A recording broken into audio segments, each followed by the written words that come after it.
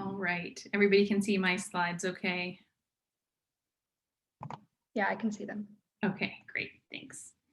Well, welcome everybody. I'm excited to introduce the speakers today for today's colloquium from a class that I facilitated in the fall entitled Equity in the Academic Sciences.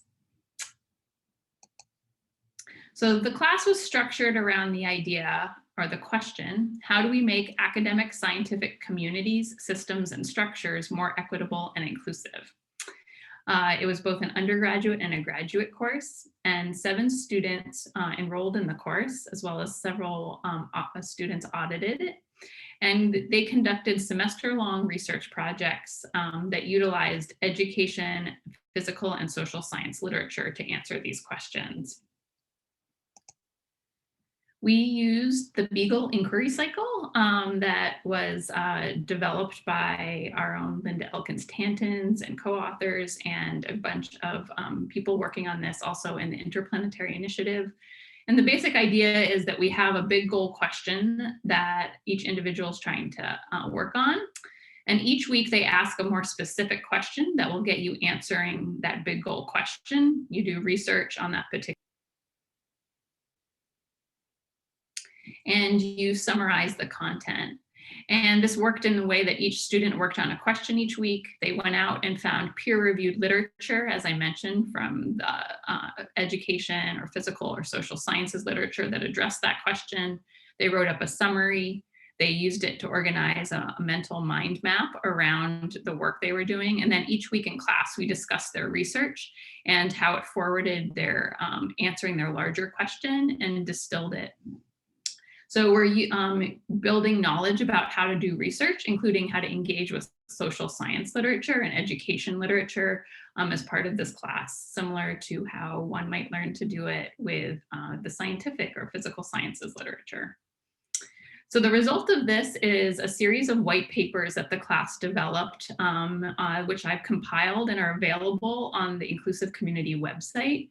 If you go to groups and resources, you'll see a pull down tab for Equity in the Academic Sciences class, and you can find the PDF of all the white papers there. And there are 7 distinct white papers divided into undergraduate community focused, graduate community focused, and across CC.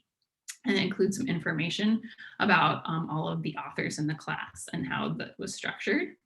And these great white papers are short and accessible. They all include a beautiful infographic that each student made. Here's one of the examples from Elia Hoff's white paper over here on the left.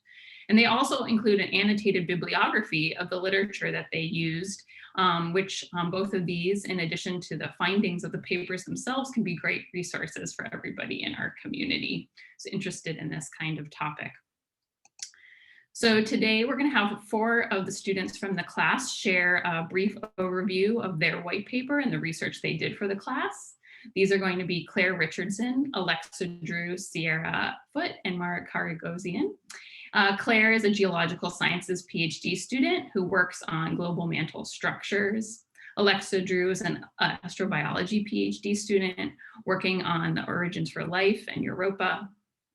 Sierra Foote is an astrobiology major and a biology minor in CC, working on the origins of life. And Mara is a geological sciences PhD student working on shock effects in meteorites. So here are the outline for today's event. Claire is going to go first and going to give us an overview of how to make fieldwork in CC and the College of Liberal Arts and Sciences more equitable and accessible. Then Alexa is going to tell us about how to create more inclusive communities to improve retention for minoritized students. Sierra will talk on how to make more equitable classrooms. And then finally, Mara will talk about how to foster equity and inclusion at every level. And then finally, we'll wrap up with a Q&A with a number of the class members in addition to these speakers. So now it is my great pleasure to turn it over to our first speaker, Claire.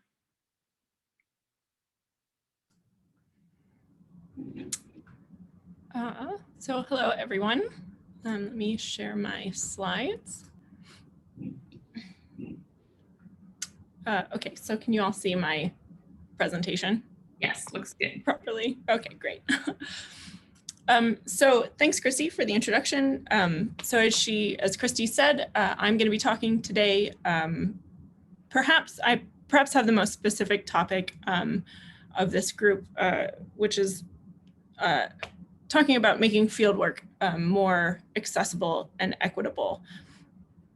So this talk is really, and this work is really aimed at educators who design curricula or have field trips or field-based components to their classes, as well as people who conduct research that involves field work, field campaigns, that kind of thing. What's the actual problem, right? It's really important to kind of define what needs to be solved. So as many of us know from our own experiences, fieldwork is key for coursework, instruction, and research. So it's a really great way to interact and interface with things that we learn in classes, and of course, to gather data. It's abundantly clear from the literature and from our own experiences that fieldwork fosters really positive academic and social development. But unfortunately, it also presents numerous barriers for students whose backgrounds differ from the traditional majority. So that includes obvious barriers for people with mobility limitations, but it also includes barriers based on race, gender, sexual orientation, socioeconomic status, sensory disabilities, land use, travel restrictions, et cetera, et cetera, et cetera. So the list goes on. And these barriers are especially prominent for people who experience intersecting identities. And they manifest in two main ways. So it's both direct and systemic harm, where direct is kind of the immediate trauma or the immediate harm. So for example, trauma that follows from sexual harassment or assault, whereas systemic harm is really the issues that arise for an entire field by having folks leave science because they experience discrimination. So the entire field kind of suffers because of the loss of talented individuals. So the problem is significant. So how do we address these barriers? And so what I really focused on in Christy's class was developing a series of recommendations to deal with this. And that's kind of summarized in this infographic that I created, which I called the Trail to Accessible, to Equitable and Accessible Fieldwork. And the way that it's designed is that each of these little waypoints along the trail signify increasingly more, I guess it starts from shorter term recommendations, shorter term changes near the bottom, and those changes become more long-term and more kind of fundamental as we near the top of the mountain.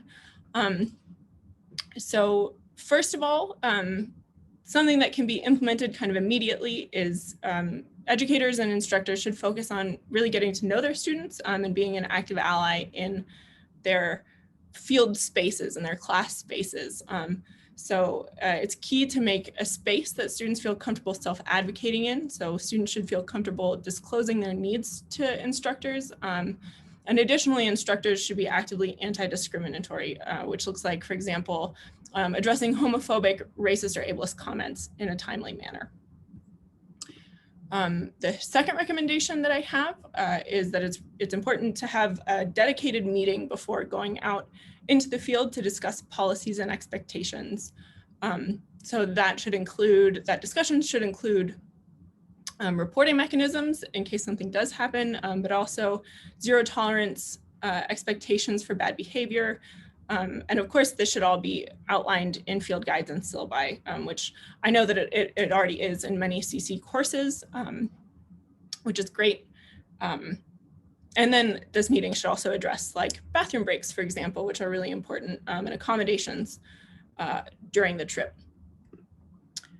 So next, it's really important to acknowledge land. Geology and astronomy really have their roots in operating on stolen and colonized land. And that's not something that is, at least in my experience, that's not something that's really kind of talked about. It's it's a little taboo, but it's really important that we start to do this more often. So these acknowledgements should go into field guides and syllabi, and there should also be an effort to develop relationships with the Native peoples whose land enables the fieldwork that happens in CC. And I know that this is also something that there is an effort to do on the part of instructors in CC.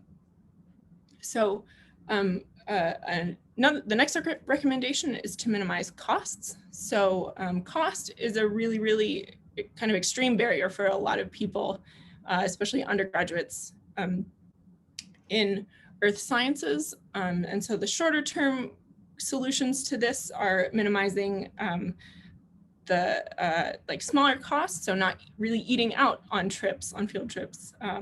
And something I know that CC already does, which is developing a gear library that's shared.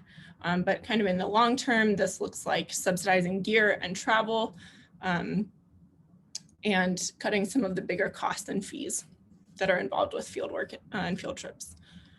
So next, it's really important to develop and complete a comprehensive risk assessment.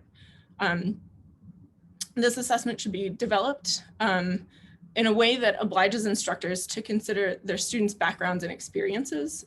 So this includes, for example, threats from communities near field sites, travel to countries that have anti-LGBTQ+ laws. And then if necessary, these assessments should be accompanied by relevant trainings. So for example, how to de-escalate tense situations. My penultimate recommendation is to develop accessible trips. So field trips should be designed to accommodate students with both physical and sensory disabilities. So pick sites that are easy to access, use tactile geological maps, record audio lessons, etc. And of course, sufficient time should be given to complete these activities in the field and afterwards if it's an overnight trip. And then the final recommendation is really to critically evaluate learning outcomes and then to be flexible about them. So make sure that field trips and techniques are in line with current research practices, and outcomes should focus on students' academic and professional development as scientists. So this means that field camp should not necessarily be required, and online alternatives should be developed. And this is something that we've seen a lot and paid a lot more attention to with COVID-19. And then be ready to change plans or skip stops or, that type of thing, especially if a student is put into a dangerous situation. So the last thing I want to talk about is just quickly the potential impacts and outcomes of these changes. So in practice, these recommendations protect students. They equalize and improve learning experiences and career preparation. They increase retention rates. And then these last two bullet points are really kind of the most important ones and are really in line with CC's goals of making academic spaces healthier for everyone who's in them. So making these changes will create happier, healthier, and more productive academic environments for all. And they'll also demonstrate to CC members that they are essential and valued in their community, which is kind of the point. So that's all I have. Thank you for listening. And I'll take questions at the very end, but for now, I'll pass it off to Alexa Drew, who will talk about inclusivity on a bit of a broader scale. Thank you. Thanks, Claire. All right, I'm going to share my screen. Okay, can you all see this? Yes, looks good. Okay, thanks. All right, well, hello everyone. My name is Alexa Drew, and I'm a first-year PhD student right here in CC. Today, I'm going to be talking about how through active engagement from the entire community of CC, we can create inclusivity to improve retention for our minoritized students. This is important to me, not just because I belong to several minoritized groups myself, but because I believe in fighting equity for all minoritized groups, not just the ones that I'm a part of. So where do we start? Well, as with any problem, the first step is to acknowledge that a problem exists. The problem that exists in academia is that as the number of minoritized students has increased, there is this assumption that those students should be able to succeed without issue. that just by having more women and people of color in a department, the problem of microaggressions, accessibility, and retention rates will disappear. Now, diversity and representation are, of course, important, and I'm not here to say otherwise. However, I am here to talk about how there's a big difference between having an opportunity and having an opportunity an environment where one is more likely to succeed with that opportunity. And the best way I like to describe this issue is via this visual here. Minoritized individuals enter into a position, but that position has been systemically and historically designed to accommodate a specific type of person. In this case, a circle peg when the minoritized individual is a square. There's nothing wrong with the square peg, but each day they're hammered down and chiseled to fit a certain mold. All this while being told, either subtly or not, that they should stop being so sensitive to the hammer and just be grateful to be where they're at. Just from this description, you could see how that process would be painful. So it should come as no surprise that minoritized students leave academia at higher rates than their counterparts, as indicated by these statistics from research done by Martinez Acosta et al. In 2018. But even if we were to focus on students that manage to fit the circle peg mold, at the end of the day, they are still a non-circle peg. Thus, even students who are successfully navigating their curriculum report struggling with the feeling that they don't belong in their field and are more likely to leave as a result. This feeling of belonging, as I will explore in the next few slides, is known as inclusion, and it is vital for the success of all students, but particularly STEM students. So my goal is to try to promote the creation of inclusion, because once achieved, this center on the left need no longer be the norm. Instead, we can have something like this on the right, where everyone has a place, can succeed in academia, and feel a sense of belonging. With that in mind, I want to introduce you all to another visual analogy, namely my infographic that I will be using for the rest of the presentation, the journey from diversity to our goal destination, inclusive city, which will be shown later. Now, as we travel along, I will be explaining different concepts surrounding inclusion, and we will be uncovering these gray boxes as I do so. So jumping right in, and as previously stated, we begin in diversity, which is where we can imagine many academic departments are to varying degrees. Here we see there are two roads to success. One is quite literally a fast lane with a high speed limit and a well-maintained road. The other, however, mandates a lower speed limit and its road is cracked, worn down, and crowded. There's even a toll booth, which is yet another barrier, a financial barrier, if you will, that the vehicles on this road will have to face. But the biggest difference between these roads is the different vehicles on them. The better road only allows vehicles of a specific make, model, and color, while all others are forced down the other road. This slide thus represents the barriers to achieving inclusion, as even though all vehicles, regardless of their road, will undoubtedly face obstacles that they must overcome, those on the road at the bottom, the minoritized road, will likely face more. And here we can take a closer look at some of those real-life barriers, chief of which is how inclusion is defined differently based on who is defining it. Research from College K found that dominant groups, for instance, often confuse inclusion as being diversity and are either apathetic as they feel it isn't important to their studies, or they feel it is important but don't know how to help productively. Minoritized groups, on the other hand, define inclusion as what I previously mentioned, a feeling of belonging, also safety and equitable access to resources that could enable them to succeed. So this disconnect in definitions is undoubtedly a barrier to achieving inclusion because not all parties agree on what it is or why it's important.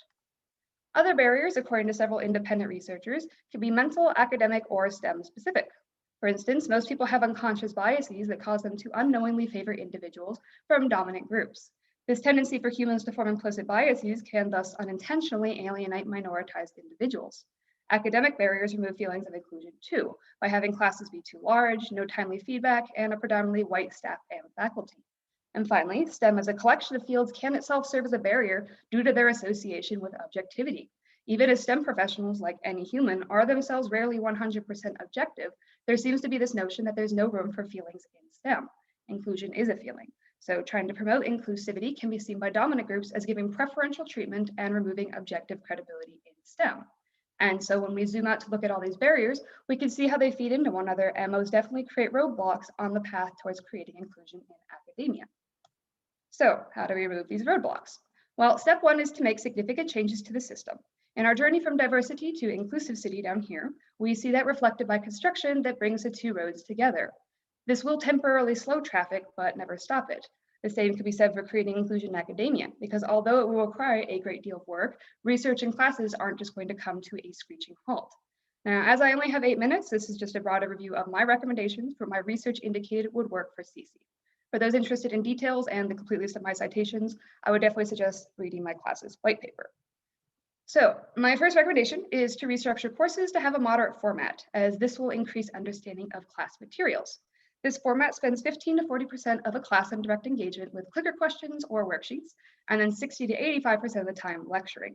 Students are then sent home with one review assignment.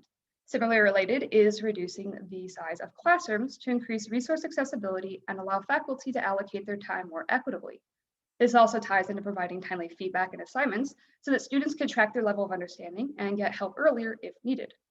Similar to Camp CC, but longer in duration, are summer bridge camps, as these help incoming students develop a sense of community before school even starts. Students should also be directed to research opportunities like the ASU NASA Space Grant, and these will help keep them engaged, support them financially, and help them develop a STEM identity.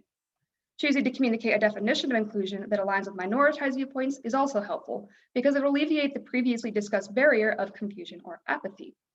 Providing training for everyone in CC, similar to the bystander intervention training session last Thursday, can also promote an environment where all individuals know how to discuss issues of equity and combat their own unconscious biases. Setting aside funds to pay for the recommendations on this list is extremely important to finance goals of inclusion. Such was the case with schools that partnered with the Meyerhoff Scholars Program, or MSP, to replicate one of the most successful programs for reducing minoritized retention rate issues. These partner schools went on to surpass the original MSP milestones too, so following suit and partnering with the MSP is worth considering. Finally, although CC has done a great job at hiring a diverse faculty, doing the same with staff could go a long way for students, particularly if those staff members are specialized in inclusive work already, as this could redistribute the workload that many faculty face when creating a more inclusive community. And so finally, we come to the point of our journey where once the reconstruction period is ended, we can achieve inclusion, or in this case, arrive at inclusive city. Here we see the roads have opened to accommodate even more vehicles because of the time, resources, and dedication given to creating this. Not only are there more lanes now, but there are also specialized lanes like the HOV for buses and motorcycles, as well as a bike lane for people who might not have a car. Regardless of the vehicle color, make, or model though, everyone could travel to the same place and they could do it together, unhindered by the previous barriers. Translating that to real life in academia would be all students being able to succeed because they are institutionally and equitably supported. Unlike this road example though, being able to tell if you're close to achieving inclusion isn't as clear cut. There aren't big blinking signs that tell you how close you are or a way to measure your speed in reaching inclusion. But what we do have are surveys and scales, both of which have successfully been used to track the progress of inclusion according to Matin 2016 and Said 2018. These are shown here, with this one highlighting key themes to include and explore surveys, and these ones being example scales to ask about. Students who score higher for self-efficacy and scientific identity, for example, report higher feelings of inclusion. So it's a good way to both track student progress student progress in STEM and inclusion efforts. In the end, researchers have found that there are many benefits to be had from creating inclusion. Student retention increases, GPAs go up, teams work better together, the number of publications rise, and overall people are just happier. This is what we want in CC, and this infographic, along with my class's white paper, shows us how to get there. Thank you for your time, and we'll be taking questions at the end, but for now, I'm going to hand it off to Sierra. Thank you, Alexa. I am going to now share my screen.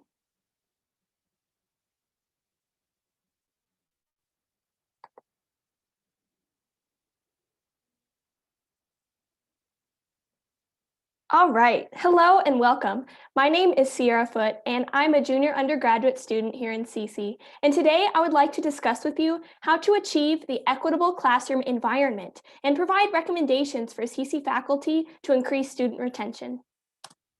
So I first begin with this question: what norms and expectations should CC faculty follow to create an equitable classroom environment? And how can they be held accountable for following them? I was driven to ask this question due to the issue of retention for STEM undergraduate students, especially those belonging to historically marginalized groups. There are certain barriers that these students face, including personal privilege, implicit biases, and even stereotype threat. However, faculty play an important role in the development and success of these students, and they can work to create a positive environment that prepares students for success. So why should we address this problem? I'd like to begin with this statistic. 20% of Latino and 40% of Black students do not end up earning the natural sciences degree they initially set out to pursue, while this is only observed for 1.5% of white students. This could be due to certain barriers as previously discussed. For example, White privilege is both invisible and detrimental to women of color in the field, and most people do not even know that they have it. In order to dismantle these barriers, intersectional identities need to be better understood. Intersecting identities cannot reduce a student to just one experience or identity and can reveal inequities that are present in college education. Without an understanding of the unique barriers that prevent students from obtaining an equitable education, it's more challenging to mitigate these barriers. Marginalized groups experience inequity in some undergraduate classes. For example, there is both a gender and ethnicity gap in some college STEM courses, where white and male students were found to have higher course grades and higher attendance than non-white and non-male students. A possible cause is stereotype threat, which can negatively affect the student's education and the classroom environment. Stereotyping students by which demographic categories they fit into, usually unintentionally, can imply that the student is expected to act a certain way, which causes stress to the student and can even increase their cognitive load. In one study, before completing a math test, students were first asked demographic questions. This was found that students that belonged to underrepresented groups were more negatively impacted. Similar gaps in performance, attendance, and retention have been observed between first generation and continuing generation students. First generation college students comprise about 1/3 of students that attend college, and they're often disadvantaged by being subjected to competition that can lead to imposter syndrome. When students are subjected to these barriers, it is harder for them to succeed in the college classroom, which can affect their readiness for future careers. A key factor in student success is sustained faculty interaction, but marginalized students even face barriers in this domain. One study found that students of color were less likely to enter a mentoring relationship with their professors, which is often due to lack of interaction or unintentional behavioral cues in the classroom. Overall, these barriers could possibly inhibit the students' growth as both scientists and people, but there are certainly many recommendations for CC leadership and faculty based on literature that can begin to dismantle these issues. So the first step that I would like to suggest is to design and implement a required off-site multi-day workshop for faculty. Many instances of inequity have been proven that they are due to lack of knowledge on the topic, and training has been proven the most successful way to educate. The workshop should inform the faculty about intersectional identities and methods for inclusive learning. The workshop should be framed positively to foster an encouraging space that allows for self-reflection. As previously mentioned, a great example of this was the bystander intervention workshop. Another example is the bias literacy workshop, which was held at 41 university STEM departments. It framed implicit biases as a habit of the mind that can be changed with proper education. Participants then reported an increase in their personal awareness of implicit biases, which then translated into behavioral changes in the classroom. My next recommendation would be to encourage faculty to include a discussion-based intervention in their classes. Universities in the United States implemented such an intervention that included activities such as a reflective writing exercise and exposure to anonymous student testimonials that highlighted various struggles of students, which resulted in increased student engagement. These activities help the students view the classroom as a safe place and feel less alone in their struggles without revealing anyone to the class or feeling vulnerable. Students then completed a series of surveys, and results demonstrated that course performance, grades, and attendance of students belonging to ethnic and gender minorities had improved when compared to those that did not participate in this intervention. My next suggestion would be to encourage faculty to build awareness around competition. As an example, faculty should be aware of what they may be unintentionally signaling to their students about the rigor of their course and how that may result in competition among classmates. In a study of first generation and continuing generation STEM students, one group was told that their program was competitive while the other was not. The first generation students that were aware of the competition had less motivation, lower scores, higher rates of anxiety and depression, while the other group was unaffected. This brings me to my last recommendation, perhaps one of the most important, which would be to adjust faculty job requirements to allow more time for sustained interaction with their students. Faculty mentorship plays a significant role in student retention. Sustained interaction with faculty may increase self-efficacy and identity in STEM, instill community values, and encourage retention by way of integration into the community. A current example of mentorship within CC is the Sundial program here at ASU, which offers mentoring and holistic support to students. Additional and sustained mentoring opportunities, however, would be great to internalize in CC to help to combat this issue. However, professors at historically Black colleges and universities report that they do not have the time nor the incentives to help students more often due to university requirements, perhaps regarding research productivity. This is likely similar at R1 universities such as ASU, where mentorship could be incentivized by tenure and promotion policies. I would like to end here with this graphic. As you can see, we are all aboard this plane and we are on our way to an equitable classroom environment. Right now, we're experiencing a storm, and this storm are these barriers and student retention issues. So we are passing through this storm, but as you can see, we're not fully there yet. There are certain clouds along the way that are encouraging us to learn more about intersectional identities and encourage working together and being approachable and providing support to students. If we follow these recommendations, we can have clear skies, clear, sunny skies in an equitable classroom environment. Following these recommendations will lead to an increased number of students involved in the program and increase in those that persist in their STEM degrees. The CC program would be distinguished from STEM departments at other universities due to the number of diverse graduates that attribute their success in their careers to their experience with faculty while in CC. While faculty may already be implementing individual changes, department-wide support and policies must be provided to accomplish the systemic change that CC strives for. Thank you so much. I would now like to pass it over to our final presentation, Mara.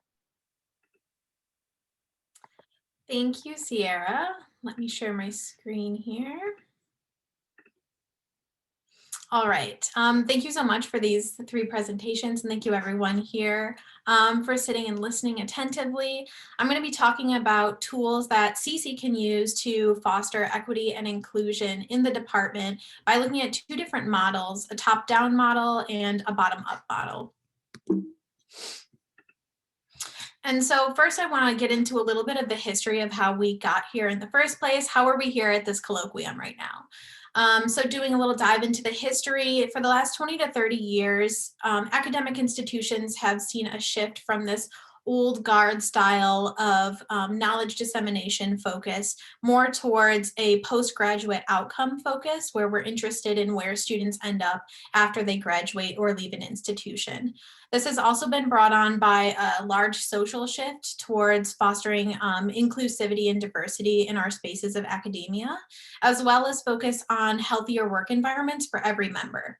And all of this kind of brings us to this hunger that we have for Jedi reforms right now in the department, which brings us to the CC Jedi Task Force, which is a group of agents that are working towards building a strategic plan to foster change in the department in the years to come. However, one of the main issues is that there's only a finite amount of time and energy these people can give, and we want to focus it in the best way we can. So in order to evaluate what methods and strategies the Jedi Task Force and all of the members of our community can use, I looked at 2 different models, a top-down model versus a bottom-up model. These are 2 models that are commonly discussed in the literature on building equity and inclusivity in academic spheres. So for a top-down model, we can think of this as broad-scale policy enacted by administrators, education boards, university presidents, and the like. And then a bottom-up model would be more culture-based. So culture builders like faculty, staff, postdocs, graduate students. So which of these groups should we be looking to build change in the future? And these groups are not only defined by the people in them, but also by the unique catalysts for change that are represented in each group. So if we look at the top-down change, The drive for change here is really things like efficiency, productivity, making a workplace that works to output really quality products and students, papers, having workplace well-being, making sure that people are happy in the workplace. How do we build policy for that? And then also recognition, making sure departments are recognized for the hard work that they're putting in when doing these kinds of JEDI changes. So tools for change at these levels can be things like inclusive and diverse hiring practices, yearly progress assessments. When we build these strategic plans, how can we also build in yearly assessments to see how well we're doing every year and adjust? Holding accountability standards, what happens when we don't meet those assessments? And also fostering an open communication structure from the top down so that members at every level feel confident and comfortable in voicing complaints or issues, and those are validated. So these are useful tools from a top-down point of view.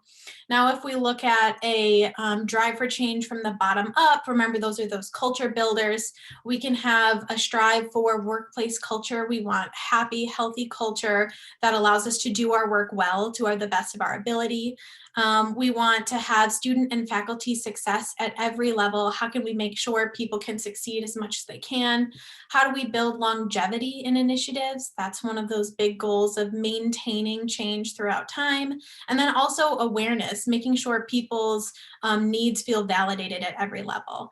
And so tools for change in this mode, we could have workshops and trainings. Think back to last week with the bystander intervention. That was great. Making sure that students are well funded and taking care in health support, building chains of advocacy when people have issues that they have someone to go to at every level, and also holding that open communication structure on this mode as well with graduate councils, faculty meeting groups, reading groups. All of these are great tools. And what's clear in the literature is that we actually need to be implementing tools from both of the sides of the equation. We need administrative policy change, and we also need to implement those large-scale culture changes too. So I've devised here a recipe for success in CC. The first thing we need to do is pick and choose tools from both sides to make sure that we don't just focus on one. The literature says that if one of these is the main focus and we're ignoring maybe bottom up, that those programs will be less successful in the long run. We also need to highlight explicitly the intent for our change. As we saw, both of these groups have different drives for change, and being explicit about why we want change is really important for longevity in the future and to maintain those goals over time. And then we also need to have consistency of progress. We need multi-year plans that consistently assess for progress along the way. And if we do both of these things where we're assessing from both top down and bottom up, we empower community members at every level to be active change makers, which is the end goal and will produce longer lasting outcomes. So thank you all. This was the last talk, and we just want to encourage you again to read these white papers that we've produced as conversation starters, have them as literature resources and catalysts for change in your own mind. Thank you. Great job, everybody. Thank you so much. I'm going to go ahead and share my screen for last couple slides here. So just a reminder, you can find the full white papers and all the resources that they include by going to our Inclusive Community website under Groups and Resources, and you can download a PDF of it there. And I just want to highlight an opportunity that's very relevant to all the wonderful recommendations we just heard, which is that CC has a JEDI Seed Grant program that is open for proposals due on Friday, March 12th. This is an opportunity to get some money to put towards an idea you have in how to make CC more inclusive and equitable. The proposals are only a couple pages, and there's a clear outline of how to complete them and what we're looking for. And we're going to have a Q&A session as well as a proposal writing workshop on Friday, February 26th at 3 p.m. This is the link for this is available on the Inclusive Community Calendar, or there's also a CC All email that went out from Christine O'Donnell. So these are an opportunity to engage around some of the topics we heard today. And also just a reminder that we're doing listening sessions with all parts of our community. And if you have thoughts on these topics that you want to share with the JEDI task force, please come to these listening sessions. We've had the one with graduate students last week. The one with postdocs was this morning. Undergraduates, there's an opportunity for you to join in on Thursday, February 25th at 11 a.m. And the CC faculty will have their listening session during faculty meeting on March 4th. And then we have upcoming multiple listening sessions for staff. So with that, I'm going to stop sharing my screen, and we'll have some time to answer questions. I see that there's been several questions entered into the chat already, but maybe we could just start with the first one, which I'll read here. Steve Semkin adds, perhaps more of a comment than a question on Claire's excellent presentation. Beyond land acknowledgements, many Indigenous nations have permitting requirements, data sovereignty, and pre-publication review requirements, and protocols for reaching out to communities. All should be understood and met in advance. And at ASU, the Office of American Indian Initiatives can offer guidance. And that's a great comment, Steve. I see you added something to that response. Claire, do you want to add anything, Claire? No, I think just generally, like this is kind of part of what I mean when I say it's really important to develop relationships with Indigenous nations.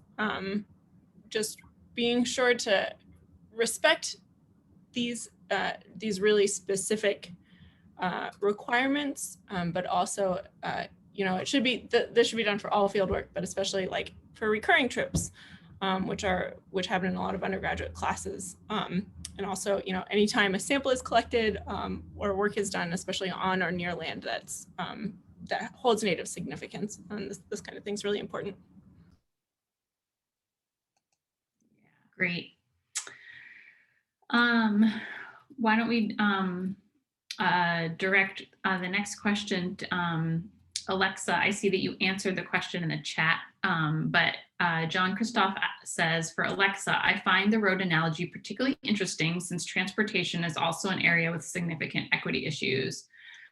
But where merely expanding the road usually makes those equity problems worse by favoring motorists over non-motorists. Is there a potentially an analogous situation in academia where merely expanding the number of positions available reinforces existing academic inequity? Do you want to add anything in your response to what you typed there, Alexa? I don't think there's anything too much to add. Hillary, I think it was probably very well off my own answer, but in CC at least, every student, she said, is assigned a mentor, but that the participation in that is lower than she would like, and she would appreciate recommendations. I'm not entirely sure what kind of recommendations I could give specifically, because with a lot of these issues, they kind of feed into one another. It's more complex than, oh, just give individual attention to a student. There are many other variables going on in the background, and that's why I had so many different recommendations, because everything is just, it's not a simple issue. It all feeds into each other. Yeah, complicated. So Hillary had added, thank you everyone. I just want to remind people that CC has a faculty mentoring program where every undergraduate has a faculty mentor. They are asked to meet with their mentors each year of the program, and it's required in your first year and your second year, but student engagement has been lower than we would like. So she's curious to hear ideas from the audience about how to encourage undergraduates to participate in the mentoring program. So people who have thoughts or comments, feel free to put them either in the Q&A or in the chat box. Great. Let's see, what do we have next? I'm gonna go ahead to a question for Sierra. Erin Alexander says, great presentations. Sierra, many faculty tend to drill in how difficult their class will be so that students try harder in them. Would you advise against framing classes this way? thank you for your question. I definitely would advise against framing classes this way. In the literature, as for classroom competition and signaling about the rigor of the course, it really negatively impacts the students. It really shuts them down to have lower motivation. And so it's more counterintuitive than you may think. So what's really important to do is to say, hey, if you have trouble with this, you should come to my office hours, or why don't you make this into a group project and work with other students and encourage more, how can we solve the problem, rather than just drilling, hey, this class is super hard, it's hard. But based on the literature, that's definitely not something that's advisable. And I can also speak from experience that I can definitely confirm the literature. Signaling that the class is super hard is definitely not the best for student success. Great, thank you. There's a question from John Christophe for Mara. I wonder about tools which involve both bottom-up and top-down decision-making, such as unionizing campus workers to put pressure on administration. Any other examples or evidence of their efficacy? Thanks for this question, John. Actually, yes, I did do a lot of reading on the effects of unionization from a student standpoint, unfortunately not from a faculty standpoint. But from a student standpoint, the literature is really lacking on whether or not unionization is beneficial for students with equity and inclusion. It does show some base value in including students more on the basis of having more funding or having benefits from funding. But unfortunately, the effects of that, it's not strong in the literature. It seems to be more defensive of just making sure people don't think unionization is bad. So I think it could be in the future something we look towards, but as of right now, I think having groups that are working towards strategic plans like the JEDI Task Force that include members at all levels is one of the first starts to include everyone from both that top-down and bottom-up model. Yeah, great, thank you. There's another question from John for Claire. I'm curious how a field trip planner might evaluate which step of the mountain a particular accommodation falls under, such as whether expanding a field trip's accessibility to students with non-mobility issues, such as being immunocompromised, would fall under make accommodations or provide alternatives. I see that you typed an answer, but would you like to add anything, Claire? Yeah, so again, I'll probably just reiterate this. Thanks, John, for the question. So I struggled when I was writing my white paper to kind of categorize all of these recommendations and all these, individual black and white, like this is what you should do. So really, the lines are blurred between all of the individual recommendations. So whether or not something seems to fall under two different steps or two different recommendations, or a short-term thing or a long-term thing. Really, the point is to find something that fulfills one or more of those recommendations, right? Because the end goal is to move towards a more inclusive, equitable, and accessible field experience for all students. It's not necessary that a specific accommodation fulfills just one of those recommendations. Great. I think those were all the questions that have been submitted so far, but we still have some more time. I wanted to mention that we have Elia Hoff joining us, who is a PhD student in the School for Human Evolution and Social Change, who is also a class member. And I wanted to just give her a chance to say a little bit about anything she'd like to talk about, if there was something about your experience of being in this class as someone who was not from CC, or if you had something you wanted to add to the context of any of the other questions. Yeah, thank you so much, Christy, for including me and introducing me. I wanted to just add on a bit to Claire, what Claire just responded, in that I think that all of these recommendations really work the best together. So for example, if you have a risk assessment that is comprehensive, you can bring that to the student, and you therefore can have an informed decision about whether or not they feel comfortable and safe going into the field or if they need an alternative. So I think that yeah, as Claire said, it's really hard to kind of separate these into separate levels, discrete levels. All right, so I am an anthropology PhD student, and as an anthropologist, I'm really interested in culture, in like the little rituals and practices that groups of people do and how they interact with each other. And the people that I study are scientists, and specifically graduate students. So it was a really great experience to be in Christy's equity class, because this is a topic near and dear to my heart, but it was wonderful to kind of be in a different disciplinary culture, and see how things are unique in the geosciences, in the earth and space sciences, from my own personal experience. So I am really interested in graduate education as an important site of intervention. Grad school is where the next generation of scholars are socialized to become scientists. This is when they learn, what kind of science they are expected to be doing, what a scientist should do, and how they should act. And so it's a really important period of time where people leave science, where they're pushed out of science, but it's also conversely a very critical time to make lasting changes in our disciplinary cultures. Because if we're able to instill diversity, inclusion, justice, and equity into the values of our discipline in the next generation of scientists, then we're going to see downstream effects as these scientists go to new universities, as they teach new classes, or they go out into industry. So I'm really excited about helping grad students, fulfill their career goals. And to that end, I'm actually doing a study of grad students and their own experiences in the discipline. So hopefully in a couple of weeks, y'all will get more information about that. And I would love to have any and all of you participate in that study. So thank you. Great, thanks, Elia.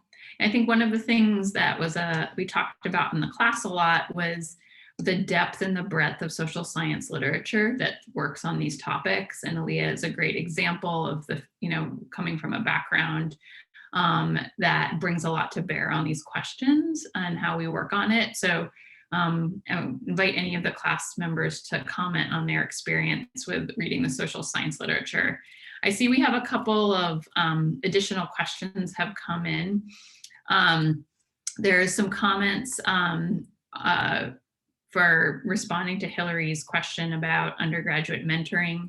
For example, Sierra Ferguson says, I think students are often intimidated by meeting with faculty, especially early on in their degree, even more so for first generation students. I think there's a way to emphasize more to these students that the faculty generally want to help and they aren't judging them for not quite knowing what they want to do. It's also worth emphasizing, in her opinion, that mentors are here to talk about anything and not just about what the students is worried about in their future career or if something's going wrong.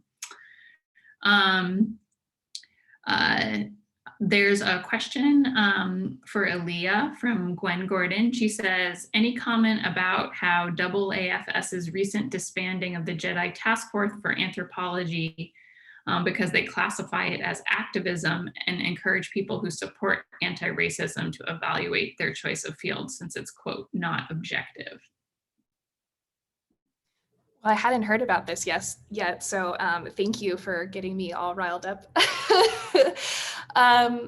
Yeah, unfortunately, this is a very common critique of scientists, even social scientists who are doing equity and justice work. And in my opinion, anthropology, as well as all sciences, like I really think that it's not about science for science sake, but that research should be in pursuit of improving society and people's lives. So I think that for me, activism should never be divorced from the scientific work we do, because all of the scientific knowledge that we create is created in labs by people where there are, systemic systems of power and oppression that affects the kind of knowledge that we produce and the science we create. So I think that we can never divorce those two. So thanks very much. Thanks, Elia. I see that Dan has his hand raised. Would you like to say something, Dan?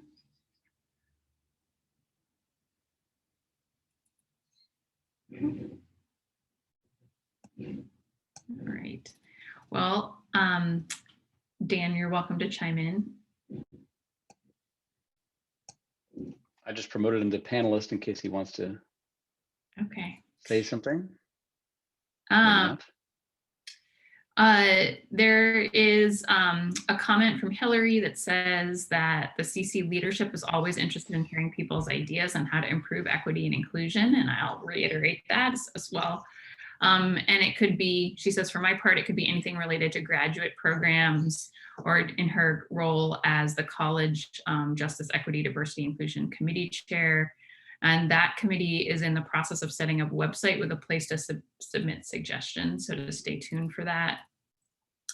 I'll refer, there's a couple of other comments for Hillary. One last question for Claire. There's a question that says, what is a good framework for encouraging allowing members of sometimes small field teams to bring up issues when there might be power differentials and reduced options for discussion/resolution? Maybe some things that we learned about in bystander intervention training.